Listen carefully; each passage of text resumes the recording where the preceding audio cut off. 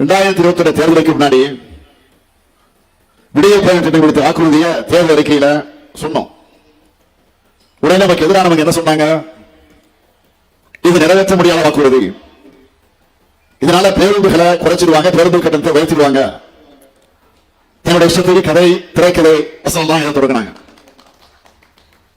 ஆனா கடந்த அதிமுக ஆட்சியில தமிழ்நாட்டோட நிதி நிலைமையை பாழ்படுத்துறதை மீறி சொன்ன மாதிரி ஆட்சி பொறுப்பேற்ற அன்றைக்கு விடியல் பயணம் திட்டத்துக்கு கையெழுத்து போட்ட கைதான் முத்துவேல் கருணாநிதி ஸ்டாலினுடைய கை.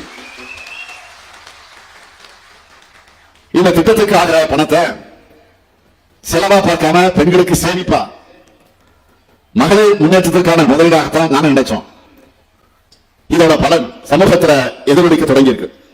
இந்த விடியல் திட்டத்தை, இந்த விடியல் பயண திட்டத்தை கர்நாடக மாநிலத்திலே ஆந்திர மாநிலத்திலே நடைமுறைப்படுத்திட்டு இருக்காங்க. இப்போ அதனாலதான் சொல்லுவோம், நாட்டோட அத்தனை வளர்ச்சி திட்டங்களுக்கும் தமிழ்நாடு தான் முன்னோடி.